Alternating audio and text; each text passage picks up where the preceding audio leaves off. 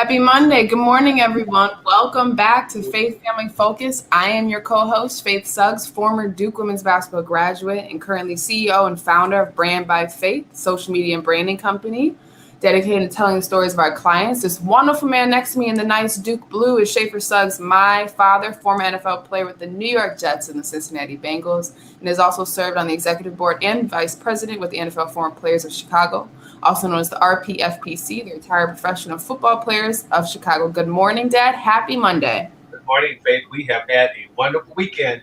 Nice, sunny, warm, 65 degrees. I just hope this lasts for a couple more weeks. So happy Monday to you, too. Happy Monday. We had 60 degrees. I thought that it was going to be cold yesterday on Sunday, so I got my virtual church on, and then I, put on a vest. Thought it was going to be cold outside, walked out, and was sweltering, actually. The vest was stupid. But I've always thought vests were stupid. I told you this as a child. For people who don't know, Schaefer Suggs used to dress us for style, not functionality.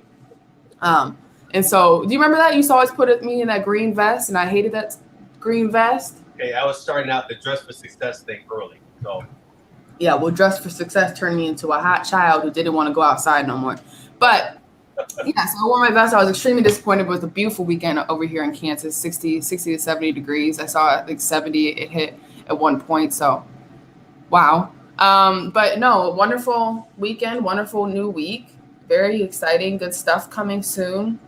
We had an awesome show on how did Devon's game go this weekend? How did Yale versus Brown? They beat them 64-42. So it was where's the defense? There was no defense.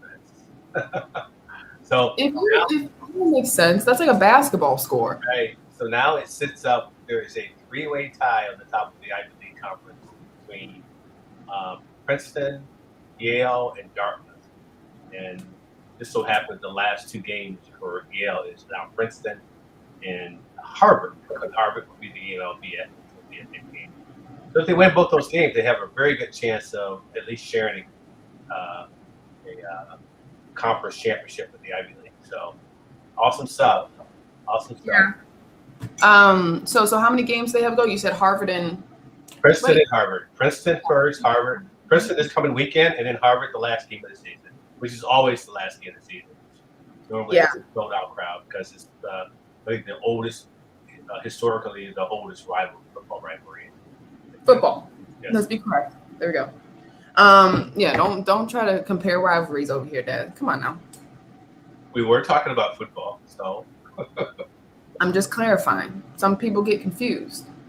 I have to every day explain to me how Kansas City and Kansas isn't a rivalry. Hurt feelings over here. But we were just talking about Duke actually for the show. But basketball season's coming near and dear to our hearts. It's ready finally. This is my first year not being a part of a program. You know that? How you feel about that? Of course, Shane is his assistant coach at Kansas State, so you're pretty much still involved in basketball. Yeah, very much. I watched Scout yesterday.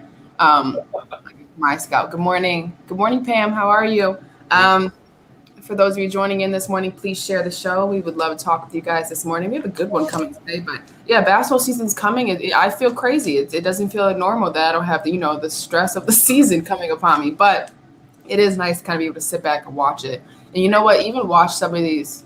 You got to pivot back to your show on Friday. The huddle was outstanding. Yeah, I'm going to get to it. Okay. Sit still. Don't worry. I wanted to be able to segue into that. Don't worry. So basketball's coming, but it is nice to see the students and the fans and the families and the fans. Right. We saw it with football, but it's way different. Football stadiums get loud, right?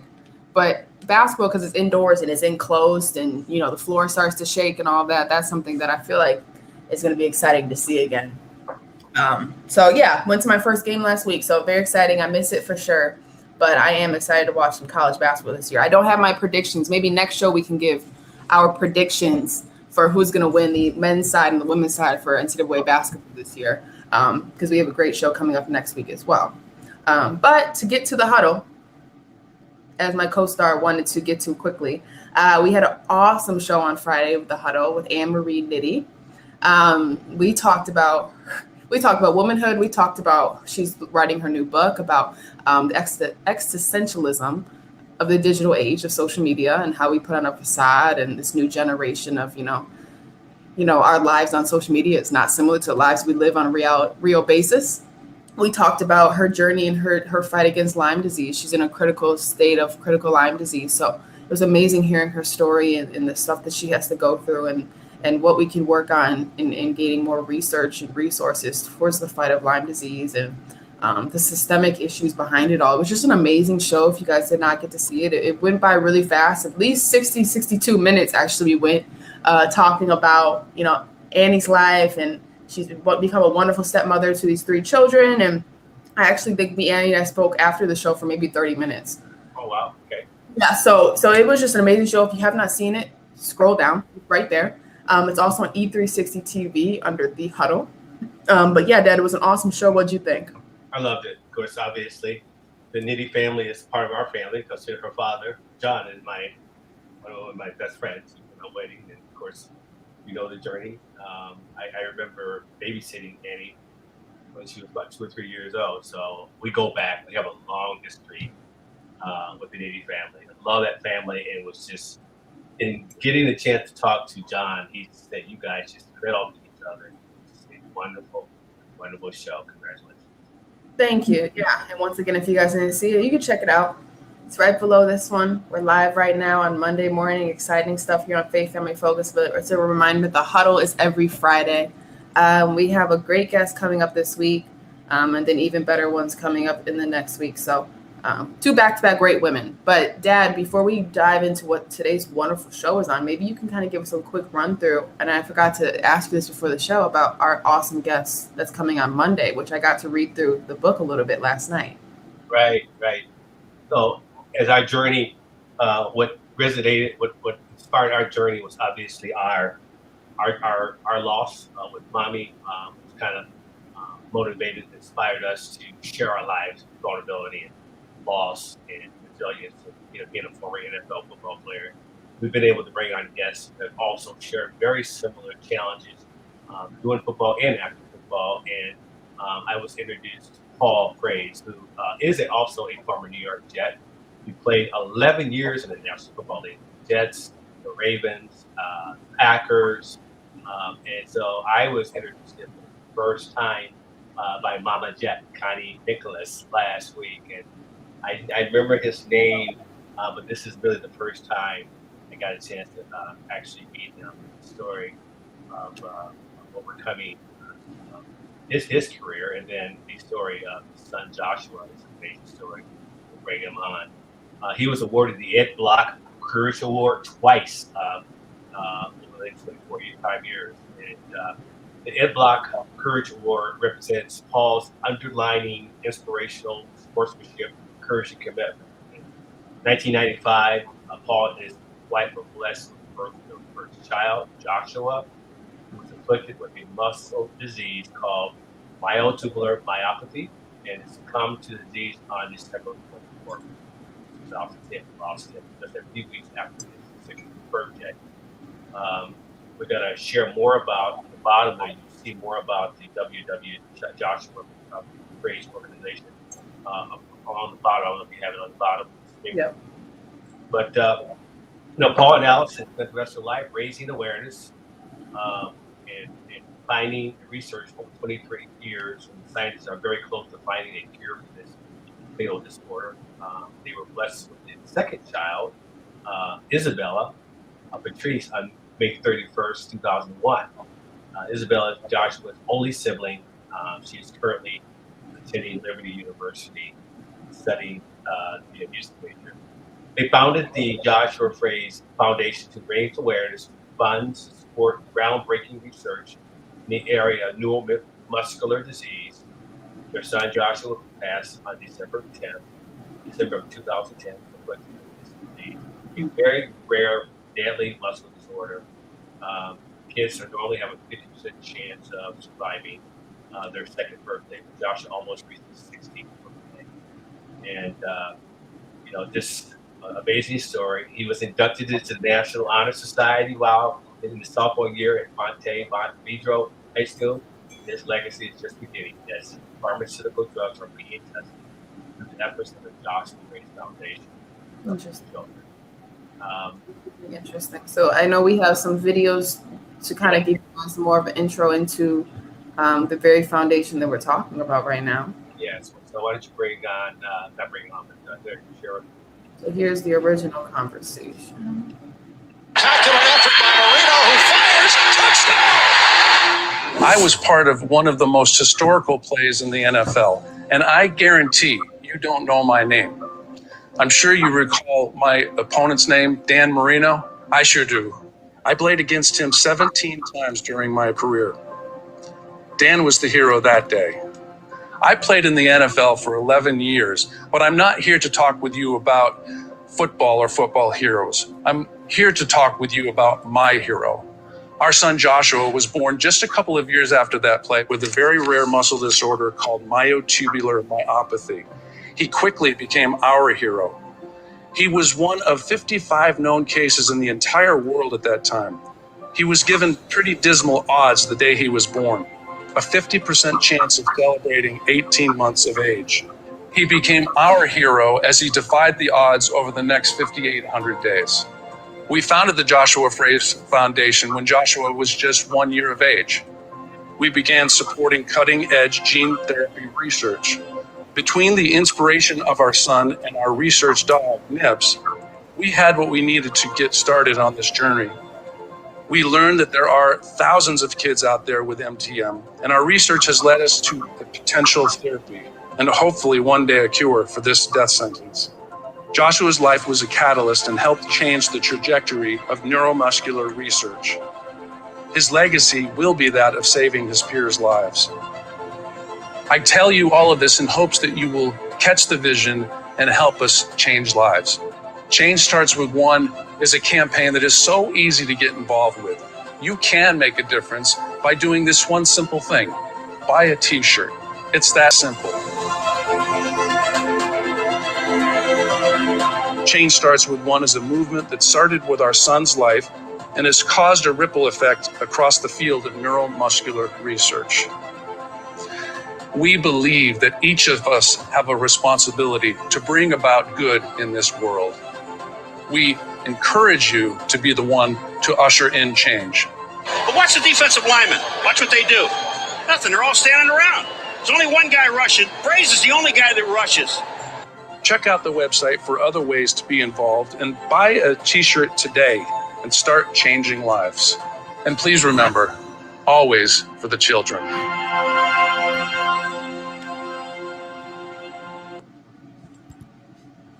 Wonderful. And then we have this last one.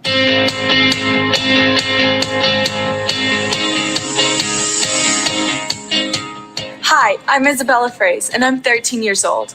My brother Joshua had myotubular myopathy, which is a deadly neuromuscular disorder that causes weakness. Only 50% of the children born with MTM survive past their second birthday, and most can't eat, walk, or breathe on their own. Nearly 20 years ago, my parents started the Joshua Frase Foundation to raise awareness and money for research. And now I'm so excited to tell you what's been happening. Our researchers have discovered a new kind of treatment called gene therapy and shown that it works in mice and dogs. The next step is to use this to help children like my brother Joshua. I believe this method will also work to help children with other disorders.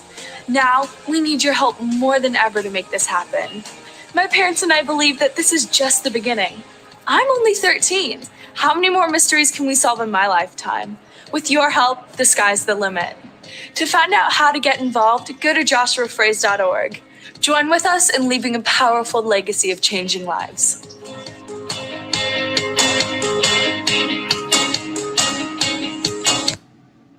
Nice. And after this quick break, we will have Paul on to tell his story a little bit more.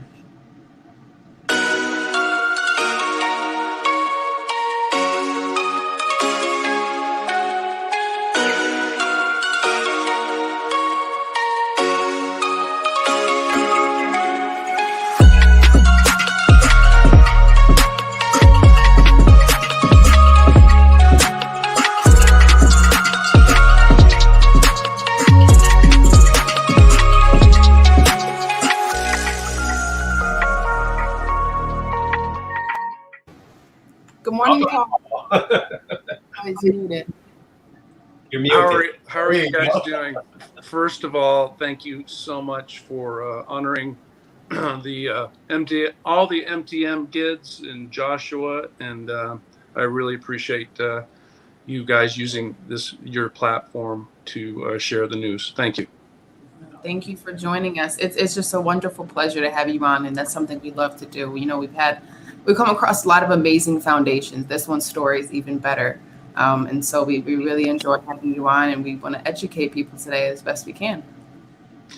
Well, thank you.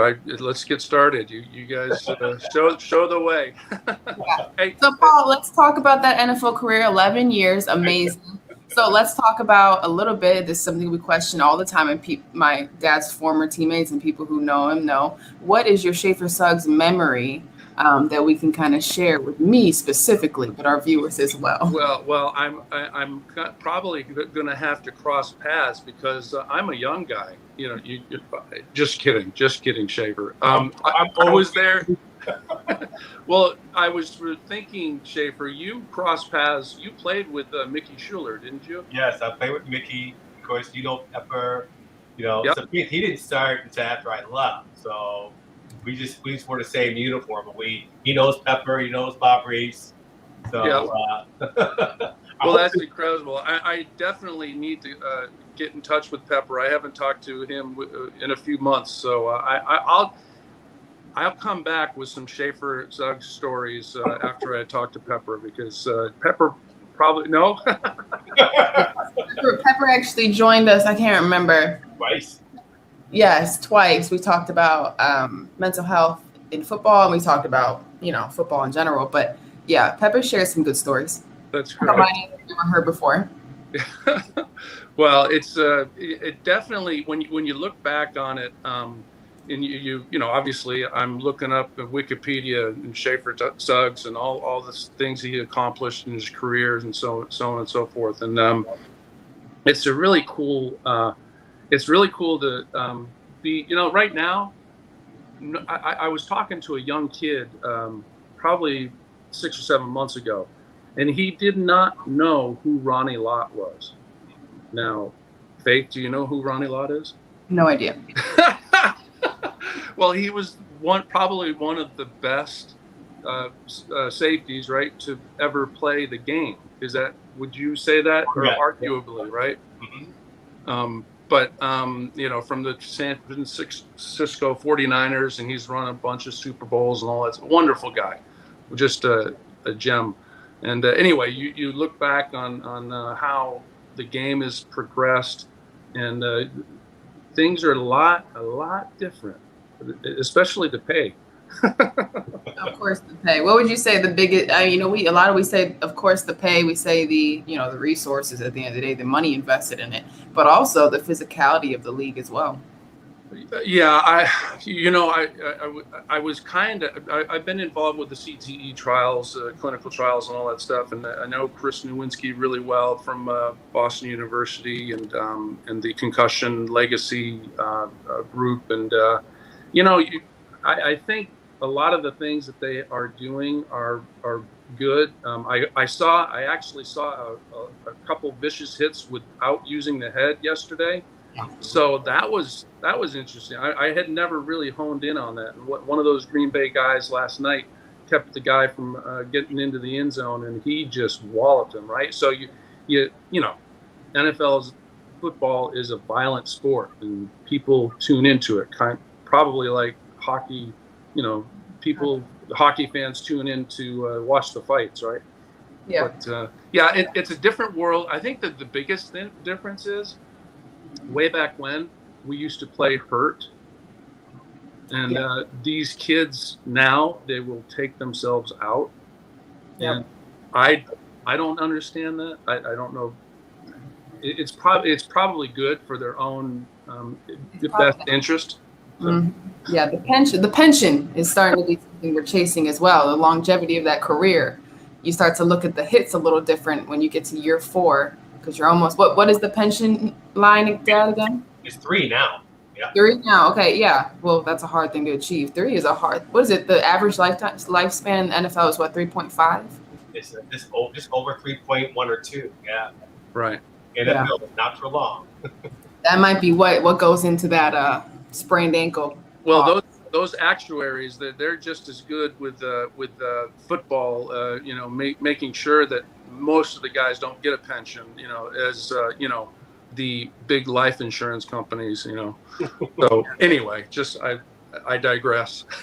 Yeah, we speak on that a lot. Actually, I work with in my company, Brand by Faith. One of my clients is the NFLPA Chicago chapter, the RPFPC, and one of the things we came across maybe early this month is a young man who has dementia at 33, I believe. Wow.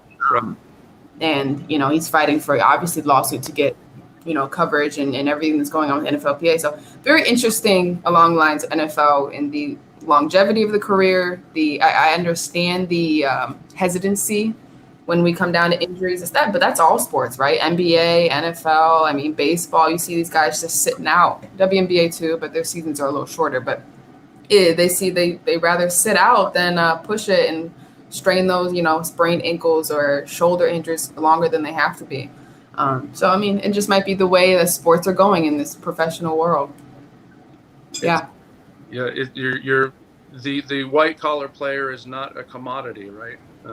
Yep. The blue collar player, which I was, we're expendable. So you got to play hurt, maybe not injured, but I remember Bob Reese. I came off the field one day with my thumb. My thumb was kind of like that, and Bob Reese, I just, Bob, put my thumb back in joint. Come on, I got to get back out here. And he grabbed my thumb and he says, "No, you're done." And I'm like, "Bob, no." I had broken the bone in the thumb, and he was worried about needing surgery. So I sat out the rest of that day. But I guess broken bones might take us out of the game, Schaefer, right? We played with that, man. I had my dislocated finger. I remember trying to tackle Walker Payton. I came back and I actually went back into the huddle, not just this finger, and it was pointed straight down, and all the guys fainted. Oh, get out of here! Went back to the sideline. Bob actually, for me, hopped it back in place, tied it together, and I was good to go. That's right. Put some ice on it and get back in the game. Right. Well, I will say this, Paul, that finger that he broke was his ring finger. And maybe throughout my years of seeing him wear a wedding ring, he couldn't get that ring off his finger, probably. It was a struggle to get it over that knuckle because the knuckle was up here. So it was just kind of something that was there permanent. I don't know how you got it off to begin with that, but it was very impressive. I know they had to probably get a blacksmith out there. Your mom designed that ring for that purpose. Would never ever come off. All right. Great.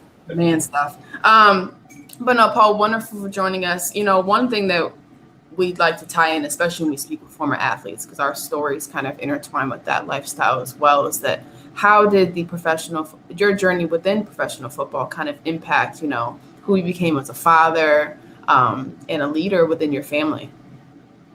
I think it really comes down to that there's quitting is not an option, giving up is not an option, and you're going to follow through with the task at hand, period. And the old axioms about failure is not what happens to you. It's if you don't if you don't get back up after. I was thinking, if you don't get back up, you can't ever try to erase that failure or be successful again. So I remember playing against Jackie Slater. Yeah. He was in his 14th year and I was in my 2nd year, and I was so cocky that week in practice thinking I was going to take the old man to school. Well, I ended up on my back probably 70% of that day, and he was so gracious to me, right? But and he ended up playing another like 5 or 6 years. But you can't, when the doctors literally tell you after 24 days after the birth of your firstborn son, take him back home, and if he is alive, if he is alive in 1 year, bring him back and we'll reevaluate him. And they had no clue how to tell us how to take care of him. They were basically saying, take your son home and enjoy what little time you will have with him. So they were thinking weeks, days. They definitely were not thinking 40 days shy of his 16th birthday. I can assure you that. So, in those first 24 days, I think upon Joshua's birth, how many kids in America or even the world did we know had a similar muscular disorder? So we're getting back, to the beginning of the internet, and John, there was a family in Houston, Scoggins, and John Scoggins. They had a little website, and the Gary Scoggins had, at work, he had learned a little bit about the internet, and he had a website early years. And but at that time, there were only 55 known cases on the planet, in the entire world, and obviously, you're given dismal odds, 50-50 shot to get to their second birthday, and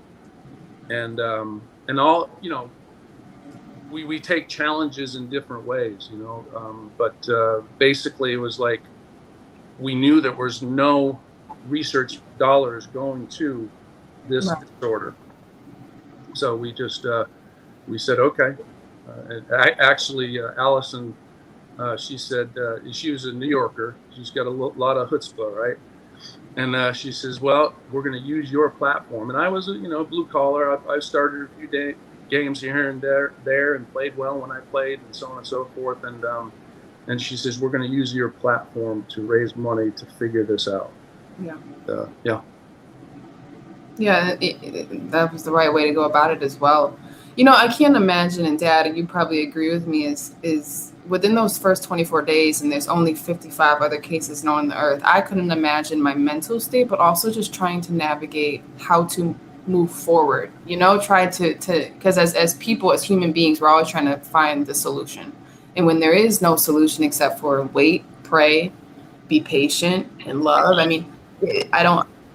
that's a lot of strength, a lot of inner strength. But how, at that time, you and Alison, how did you guys, put the plans together? You said to use your platform. What are some of the things that you wanted to prioritize at that time within those first, years that you didn't know how it was going to go?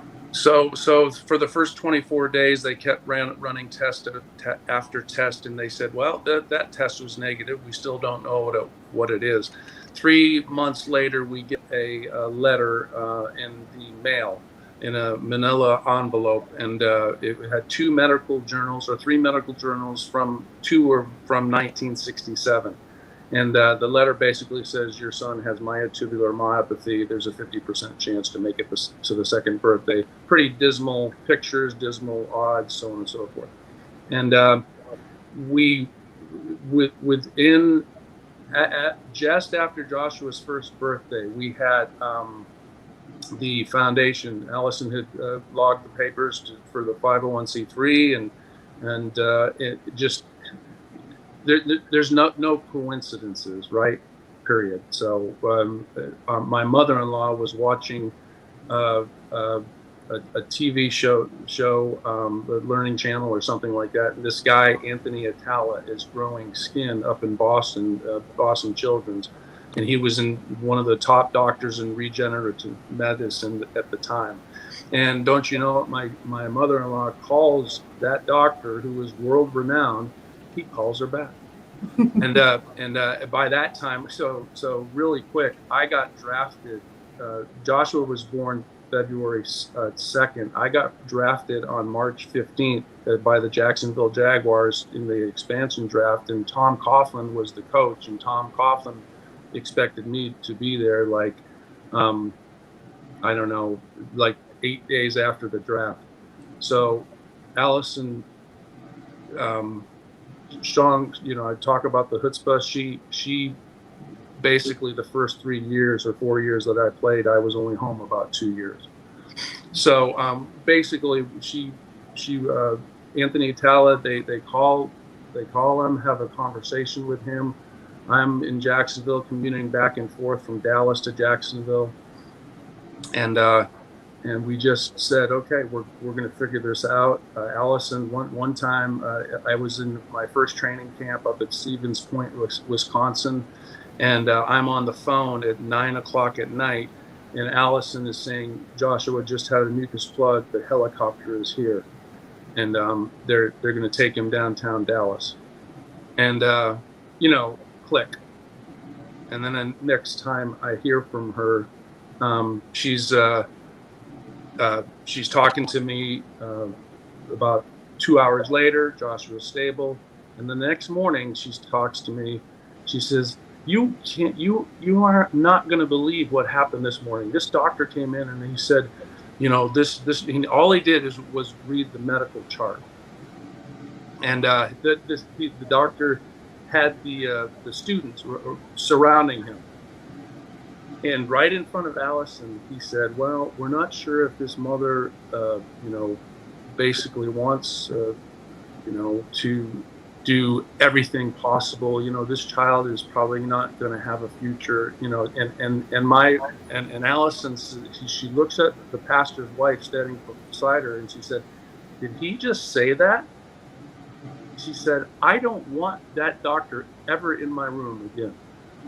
Mm-hmm. Well, the doctor came back the next morning for the rounds with the students, and the doctor said, well, this mother is very in tune with her child, and she knows exactly, his nuances, so we really need to pay attention to this parent. So, you asked kind of how the first 8 months went. That was pretty much it. Early on, did you guys feel that you had to fight for Joshua's, just for Joshua, because a lot of people say, especially in these situations, one of my boyfriends, Shane, his assistant coach, they lost a son, similar. Mm-hmm. And early on, I think he made it to 14. And a lot of the things they say is they had to fight for, not just the worth of the young man, but for people to listen to him, to prioritize a medical situation that many say is 50-50. Right. I just talked to a friend of mine, or Facebook. I responded to a Facebook post from a friend of mine who's dealing with some serious complications, and his wife was like, "Oh no, we're not sure what to do." And I said, question that doctor over and over and over again until you get what you feel is the correct answer, because they're practicing medicine, period. And especially with the disorder that only 55 kids in the world had, nobody knew how to take care of them. So it's just interesting, I go back to, every one of us deals with circumstances differently. So I was coachable. I was, Mr. NFL. Just tell me what to do. Tell me how to keep my son alive, and I'll do it. But Alison was like, they can't tell us how to keep him alive. We are going to have to do it ourselves or figure it out ourselves. Right. So she taught me a lot. Especially in the doctor's offices and in the hospital when Joshua was crashing. And we knew 15 seconds is all you have to figure this out, or else he's going down hard.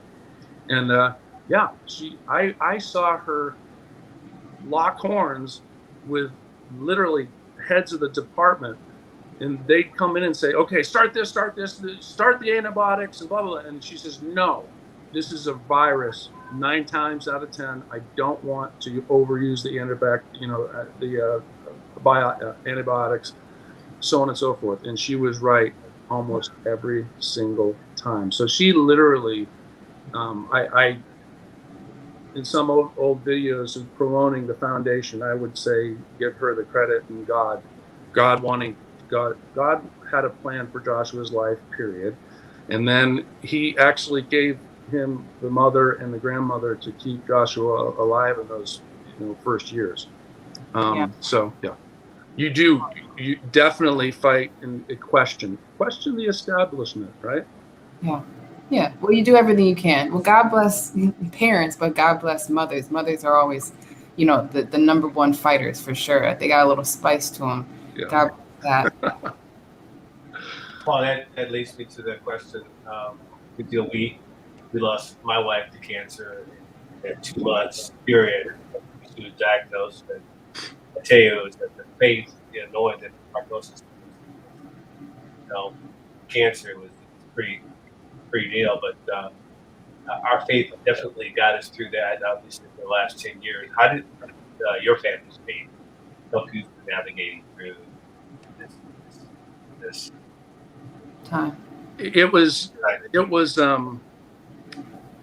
first of all, we have a beautiful up on YouTube. We actually had Joshua's service recorded, and Alison and I got to really minister to the congregation and to people in general, and some believers in our faith, many different faiths were at that service, and we just stressed that God had a plan, and that we were not going to stop. We were going to, until the Joshuas of the world had a fighting chance, right? And there's also there was a young man, Amadio. He met us probably 3 or 4 years before, maybe 5 years before, and he became Joshua's best friend.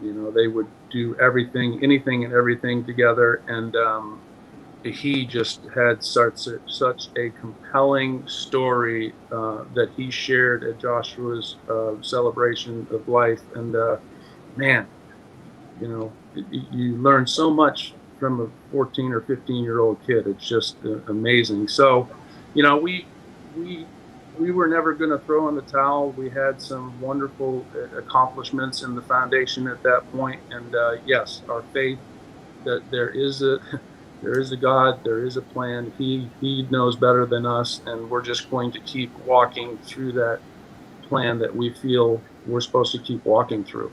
And that's and 22 years later, I've got a video of the very first kid that had gene transfer therapy for MPM on September 19th, 2017, and he's walking. Wow. And these kids did not. I've seen 1 or 2 kids that were very lightly affected with this disorder, and they, but normally these kids don't eat. They're on trachs, ventilated, so on and so forth. And this kid's walking around and eating on his own, and it's like it's miraculous. So we feel Joshua's legacy is, still ongoing, and it's going to change the lives of these families and these kids. Yeah. Our slogan is "Let go, let God, let go, let faith, let go, let love." And that obviously applies to your life and the creation of the Joshua Frase Foundation. Can you tell us how it started? I'm sorry, you tell us what? Tell us how the Joshua Foundation was started. Oh, is what started? Yeah, how did it So, yeah, basically, again, it was just, we knew that there was no money going to research. We actually found that where MDA had given like $20,000 over 3 years for, I don't know, exploratory things. So, and we knew we wanted to keep our son alive, period. Right. And initially it was for selfish reasons. Let's raise a bunch of money and let's give it to the doctors, and they're going to figure it out, because we want our child to have a normal life and to live. And it very quickly morphs into, we had our first fundraiser up in Boston, and we had 3 or 4 families at that, at that event, and they had the kids, young boys had MTM, myotubular myopathy, and there was one kid, I think it was Brandon, and I was holding his hand. He was all decked out in a 3-piece, he had a plaid vest on, and he was a white starched shirt. I think he was 8 months, maybe 15 months, I'm not sure. That I just I just gravitated to him, and I shared a few moments with him during the fundraiser. And the next year, he was gone. Wow. And you're like, okay, and this happened numerous times, and we lost kids, and we lost them, and we lost them, and then the science started ramping up, and we started seeing wonderful things happen. And I just felt, tell me how to do it. I want to keep my son alive. You can't tell me, okay.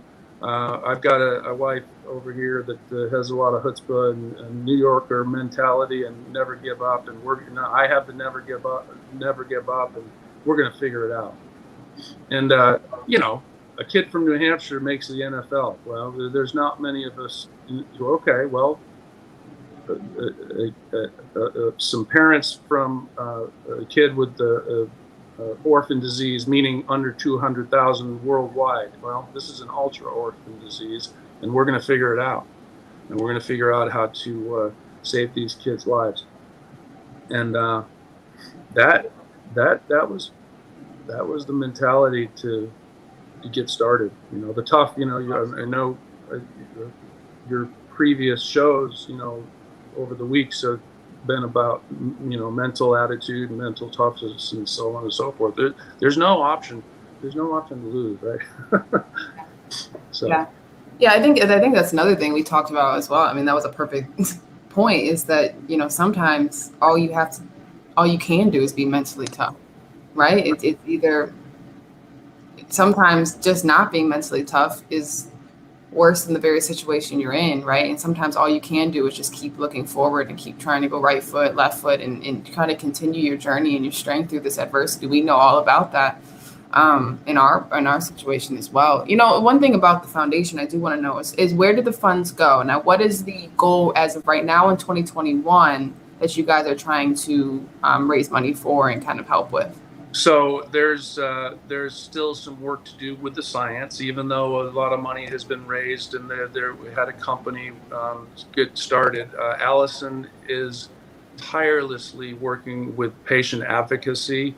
She's been the kind of the lighthouse beacon. She's talked to people, women on every continent, and she gets calls. I remember her getting calls in the middle of the night, and one was from Poland, and they were in a neonatal unit, or they were in a small backwoods hospital, and the doctors didn't know what was going on.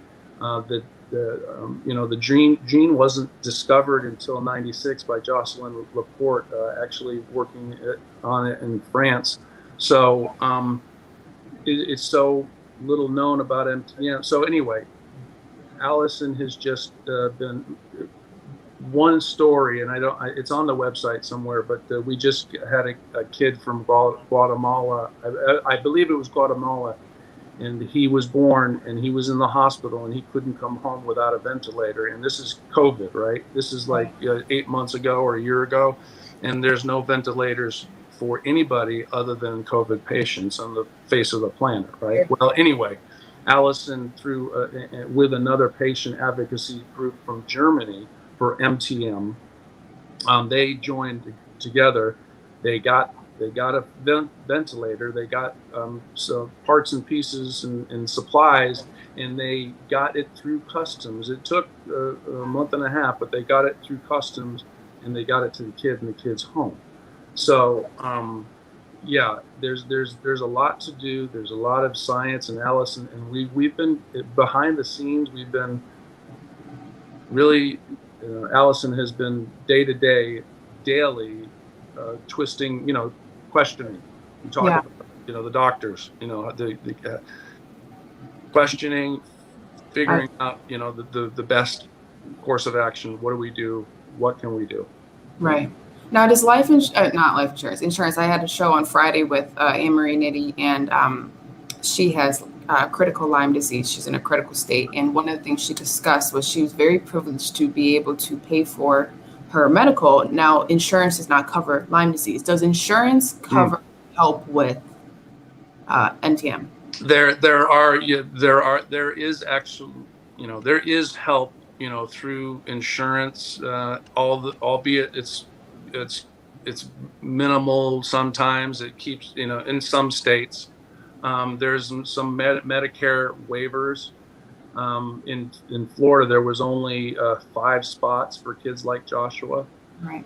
I lost, the NFL had a wonderful policy, and when I retired in '98, they were still allowing you had 1 year paid, and then you could get on Cobra 1 year, and it was still a self. And I remember Gene Opshaw coming around to the last meeting that I was in, and when he was there, and I said, Gene, can you raise the cap from $1 million to $1.5 million, please? We're running up against it, and we purposely only used 50% of the time that we were allowed for nurses, because we knew we didn't want to soak the insurance companies. We didn't wanted to make it last.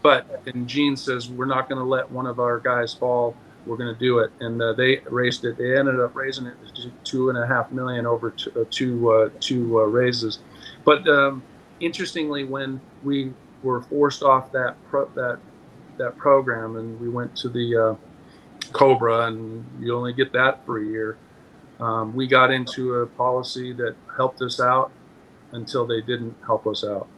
And they legally could change their laws. It took them 18 months, but they legally changed their unlimited home health care, which we only took half of it from. So a possible 8,000 hours a year, and we only took about 4,000, only when Joshua at night was asleep, so we could sleep. And then they went from that to 400 hours in an entire year. So the last 5 years, basically, I pulled out of pocket and paid the nurses $48 an hour and tried to keep some normalcy. And then I became Joshua's night nurse. Wow. Fortunately, he was in school, so I would sleep 3 to 5 hours a night, take care of him, make sure he's okay, get him up, take him to school. And the school board, because of liabilities, they paid for the nurse, which, thank God. Yeah. So yeah. So, but when you're out of luck and the insurance company stops paying for a devastating disorder, it, first of all, these types of situations wreak havoc, just like you guys went through with cancer. It wreaks havoc in an entire family, in an extended family, and there's in situations like this, the insurance companies, things are needed. Right. So, and that's why I asked that question, because I know that systemically that could be a major issue to those who are not as even close to lucky.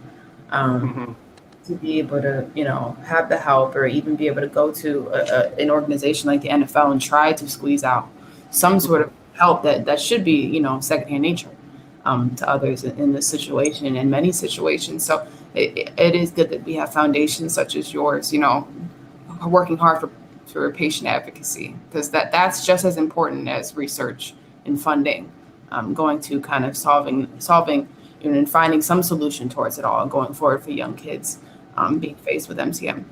Paul, we really appreciate you joining us today. I thought this was a wonderful show. I think you shared a lot of great insight into the foundation, but also into the fight in solving MCM. And we really appreciate you joining us this Monday morning. Well, you guys are awesome, and keep keep spreading the love and the faith. And I'll be watching, I promise you, and I'll share and get on board.